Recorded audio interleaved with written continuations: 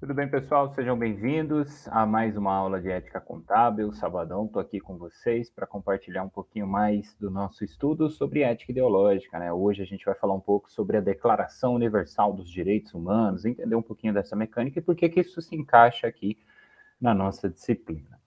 Bom, a primeira coisa que a gente precisa entender é o aspecto histórico, né? Onde que surge, de onde vem essa ideia de termos, então, uma declaração que se aplique a toda a humanidade em diferentes países, em diferentes culturas, em diferentes realidades. Então, quando a gente observa esse passado mais recente, principalmente ali a época da Segunda Guerra Mundial, após a Segunda Guerra Mundial, os países eles entram numa espécie de reorganização e de união de forças, né, que hoje nós chamamos de Organização das Nações Unidas, para basicamente estabelecer o quê? Olha, esses são os critérios pelos quais a humanidade deve viver de agora em diante. Então, a partir dali, surge a ideia desta carta, desta declaração, como nós chamamos, para pré-estabelecer. Né? Então, os países que fazem parte dessa união, né, das Nações Unidas, então, vão adotar esses conceitos, vão adotar esses valores para as suas próprias constituições, para as suas cartas magnas, para o seu jeito de agir com as pessoas que participam dessa sociedade. E aí nós temos, então, oficialmente, em 1948, a assinatura e o reconhecimento dessa carta. E a partir daí a gente precisa começar a fazer algumas reflexões. Então, para trazer esse conteúdo, eu quero que vocês acompanhem comigo não somente a leitura, não somente o decorar, né, o que significam, então, os artigos e tudo mais, mas que a gente possa entender e questionar efetivamente, principalmente na sociedade que a gente vive, que é o Brasil, ou na sociedade moderna, no mundo moderno globalizado que nós temos hoje, para que a gente possa perguntar se esses direitos que estão previstos na declaração são de fato reais, se eles são aplicáveis, se eles são eficazes, né? Ou seja, se aquilo que está escrito está sendo de fato cumprido, que é o que a gente vai debater nas próximas aulas. E outra reflexão que a gente também não pode deixar de fazer é o lado negativo. E se eles não existissem, né? Como que seria o mundo? Então, quando a gente imagina ali um pós Segunda Guerra Mundial, os países precisaram unir forças, precisaram se reorganizar, reconstruir muito da destruição que foi causada, né? Nós tivemos muitas mortes. Então, assim, a humanidade ela sentiu um peso muito grande e entendeu, de certa maneira, um novo valor da vida. E a partir daí, especialmente para a vida humana, determinou-se novos valores de convivência, do que a gente chamou até agora de convivência pacífica, ok? Então, a Declaração Universal dos Direitos Humanos, ela vai trazer algumas influências diretas à sociedade moderna, principalmente a nossa Constituição Federal de 1988, que é a Carta Magna do país, né? A regra pela qual todas as outras leis maiores ou menores, né, leis ordinárias, complementares, ou ainda decretos, normativos, resoluções e etc., vão ter que seguir. E a influência, a gente precisa entender uma coisa, tá? A Declaração Universal, ela não é uma lei, ela não é uma legislação, não é uma lei que o Brasil tem que seguir. Ela apenas gera esta influência e deve ser observada por uma questão de um tratado, né, de um entendimento de que aqueles valores foram acordados. Então, eu preciso respeitá-los. Mas não é que necessariamente ela é uma declaração que está acima, por exemplo, da Constituição Federal, ou que ela é uma legislação aplicável, mas ela pode ser utilizada como referência por esse entendimento que nós temos, né, da influência que ela causa.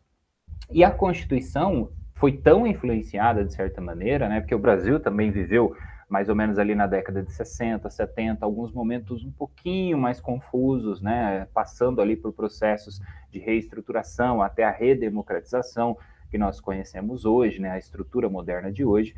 E aí, efetivamente, a Constituição Federal, diferente das anteriores, que se vocês quiserem estudar e aprofundar o raciocínio aqui, vão ver que existiram outras constituições federais, né, antes dessa de 88, mas essa, efetivamente, deu tanto valor a isto que colocou, inclusive, alterando, de certa maneira, a ordem, né, que a gente originalmente tinha nas outras constituições da organização do Estado e etc. Ela trouxe para o seu início, né, logo nos primeiros artigos ali, a identificação do que seriam, então, esses direitos aplicados. Então, nós temos lá o conceito subjetivo, né, a ideia do que é proposto pela Declaração Universal, e quando filtrado e aplicado ao contexto brasileiro, nós vamos ter os artigos da Constituição Federal, outras legislações, que vão dar base a isso, beleza? Então a gente cita como exemplo, né, não são únicos e exclusivos, mas a gente pode dizer aí o artigo 5º da Constituição Federal, que vai tratar dos direitos fundamentais, né, sejam eles individuais ou coletivos, e a gente vai ter também o artigo 6º, que são os direitos sociais que nós conhecemos, né? Isso é um pouco de juridiquês, mas é interessante que a gente conheça e que você saiba que você tem direito a isso. Como, por exemplo, a educação, a saúde, a alimentação, trabalho, moradia, transporte, lazer, são direitos sociais, ou seja, a partir do momento que eu estou convivendo na sociedade brasileira, né, eu assumo direitos e deveres em contrapartida. Lembram disso? Daquela ideia do contrato social? Um desses direitos que eu tenho seria, por exemplo, a educação, seria, por exemplo, a saúde. É claro que daí derivam alguns raciocínios, né? Como é que isso vai funcionar, como é que isso vai ser colocado em prática, mas a garantia de que é um direito já é um grande avanço. Nós precisamos entender dessa maneira, nós precisamos compreender dessa maneira. E aí a legislação continua, né? Falando, citando outros aspectos. Então vocês podem dar uma olhada direto na Constituição Federal, caso tenham essa curiosidade. Aí, partindo para a Declaração Universal, o que a gente vai ter? Um preâmbulo e depois os artigos, né? Mais especificamente, os artigos que vão detalhar o que seriam, então, o que seria essa carta, essa declaração para todos os humanos em todo o universo que nós conhecemos, onde existem humanos, que é o planeta Terra. Eu vou trazer aqui para vocês até o artigo 10º, na próxima aula a gente continua fazendo uma leitura e algumas reflexões, mas o principal aqui, como eu disse, é para que vocês possam fluir no raciocínio, né? Para que vocês façam a leitura efetivamente, consigam associar isso ao que vocês vivenciam no dia a dia. Então vamos lá. O artigo 1º vai dizer o quê? Aqui eu estou trazendo uma versão que é português de Portugal, tá? Então, eventualmente, vai ter algumas variações na língua portuguesa, mas a gente consegue interpretar e compreender tranquilamente. Todos os seres humanos nascem livres e iguais em dignidade e em direitos. Isso é uma afirmação muito pesada, porque a partir do momento que nós entendemos que todos nascem já livres e iguais nessa questão da dignidade e também no próprio direito de possuir direitos, né? A gente percebe que nós devemos tratar todos da mesma forma. Então, essa busca por equidade representa justamente aquela busca que nós falamos da convivência pacífica. Dotados de razão, ou seja, da capacidade de pensar, e da consciência, que nós estudamos anteriormente também, seria a capacidade de filtrar os atos e de perceber o certo e errado de acordo com a sociedade que se convive. Então, ainda nesse sentido, a declaração reforça, devendo então, portanto, todos agirem uns para com os outros no espírito de fraternidade, né? Percebendo que, uma vez que eu me coloco no mesmo patamar que qualquer outro indivíduo, independente da profissão, independente do currículo, independente da vida que aquela pessoa escolheu ter, eu vou tratá-la com esse espírito de fraternidade, ainda que aquela pessoa cometa atos pelos quais eu não cometeria, ou que eu considere errados, e etc. Mas a forma de resolver isso não vai ser uma guerra, vai ser uma forma pacífica, onde eu consiga, de fato, resolver este problema.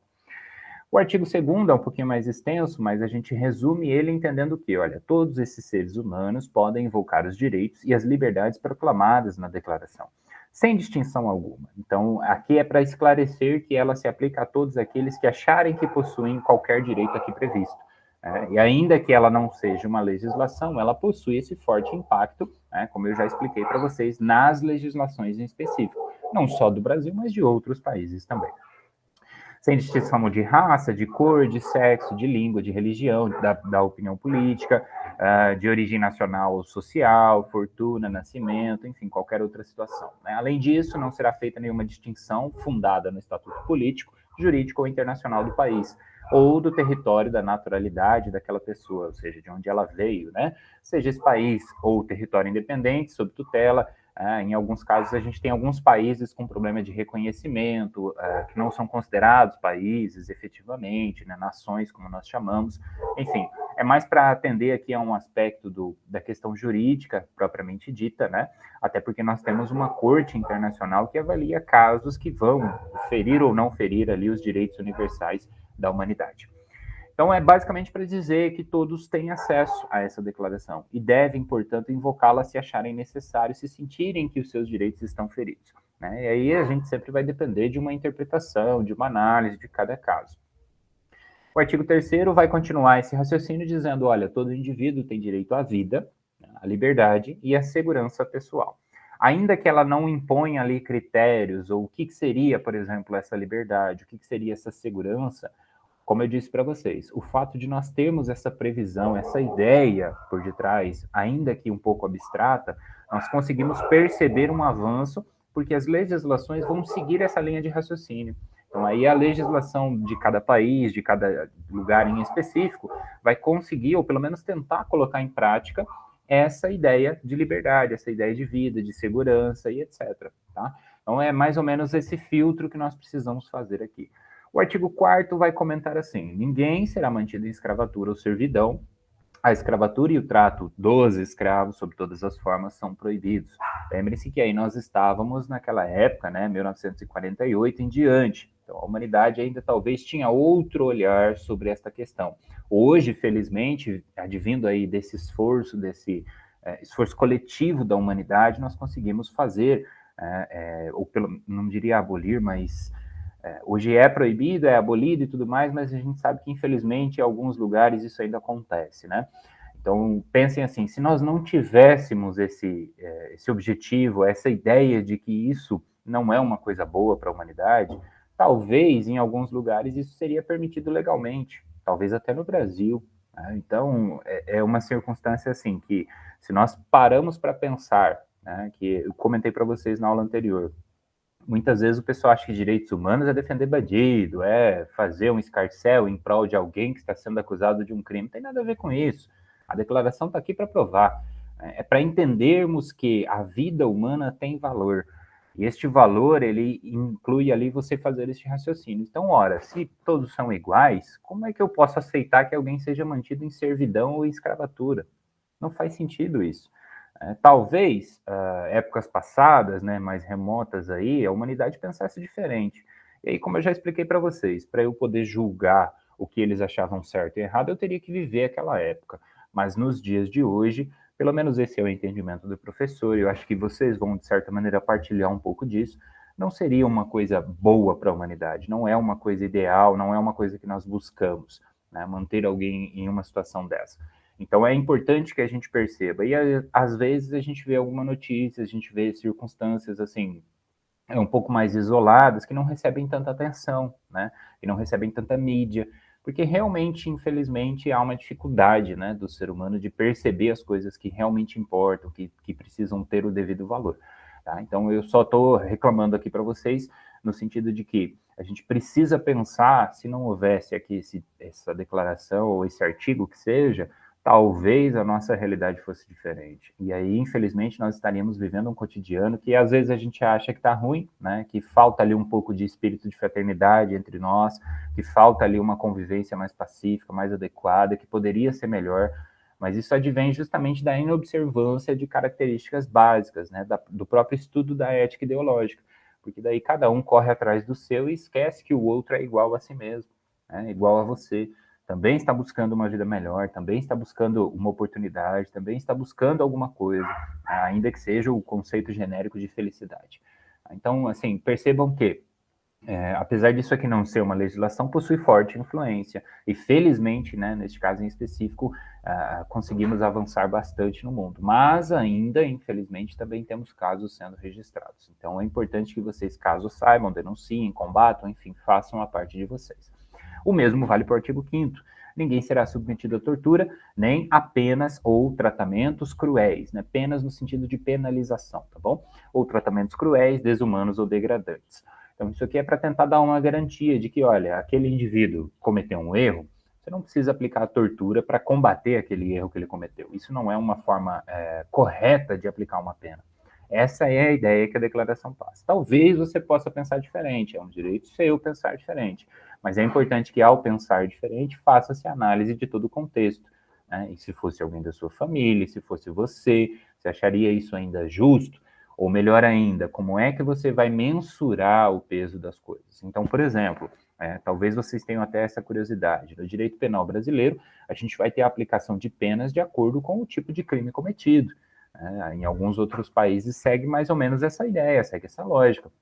É uma sistemática, tem todo um raciocínio um pouco mais profundo que isso, mas é para a gente entender que, olha, O olho por olho é de uma época passada. Então, isso já não é mais adequado para a humanidade que nós estamos buscando hoje.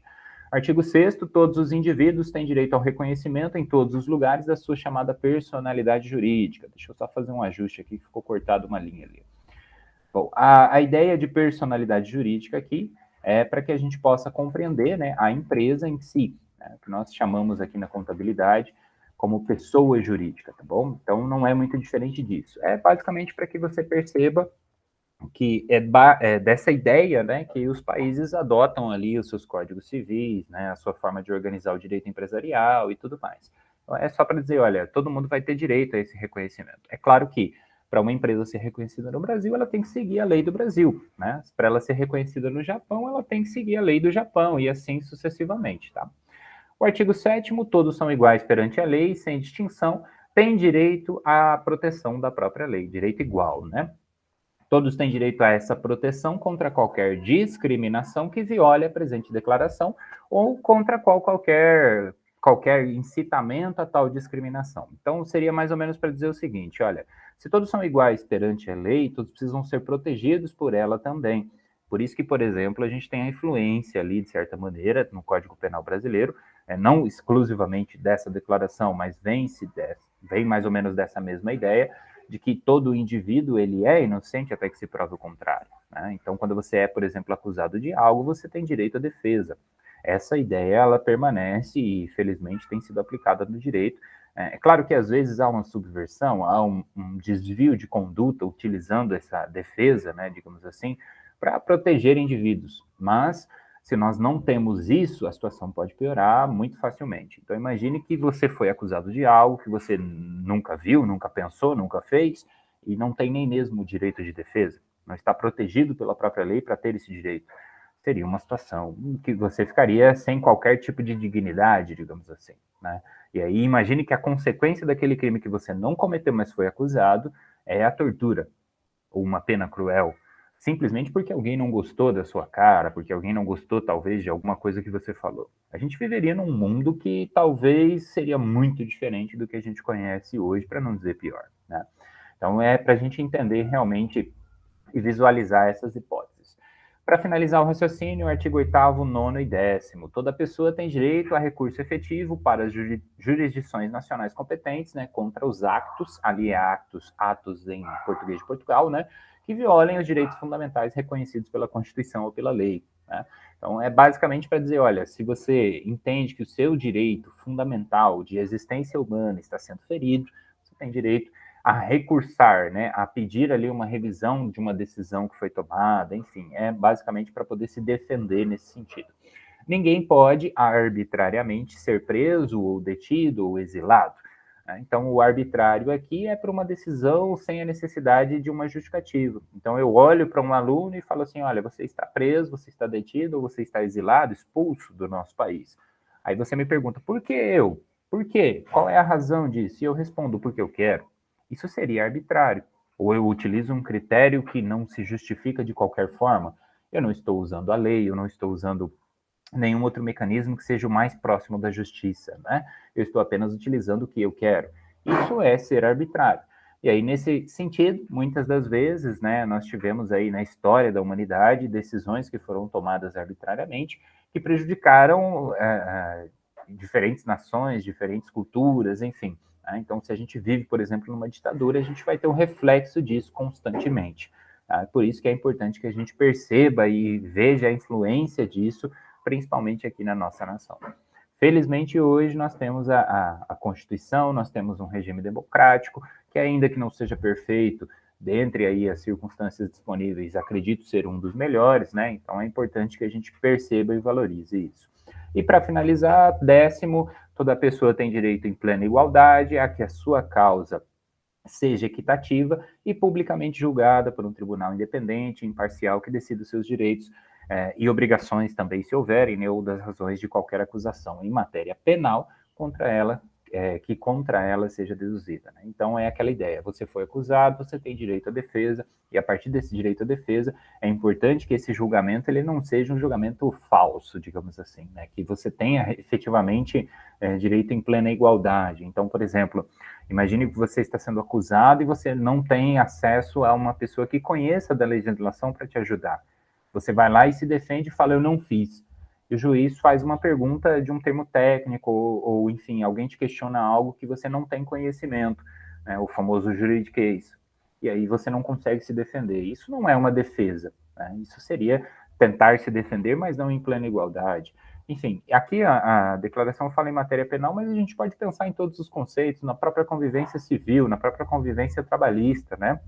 A gente, não que só direito seja o caminho, né? Só perceber direitos e não ter deveres, não é isso que eu estou dizendo. Mas a gente precisa sempre buscar o equilíbrio entre esses dois. E aí nós precisamos compreender, estudar a fundo questões, utilizar aí casos concretos, exemplos práticos, para perceber realmente como isso influencia o nosso dia a dia, tá? Então, na próxima aula a gente vai continuar, né? Eu vou deixar à disposição de vocês aí a declaração, para que vocês possam fazer a leitura, perceber um pouco mais desse conhecimento que é apresentado e que a gente possa discutir, né? Exemplificando situações, imaginando situações aqui na nossa disciplina de ética contábil. Obrigado pela atenção, né? Mais uma vez, agradeço sempre a paciência de todos vocês aí, as participações em sala, né? As participações nas atividades. Lembrem-se de fazer lá as atividades de fixação, tá bom? Então, obrigado, vejo vocês na nossa próxima aula, que vai ser quarta-feira, 21 horas, mesmo horário de sempre. Valeu e até a próxima.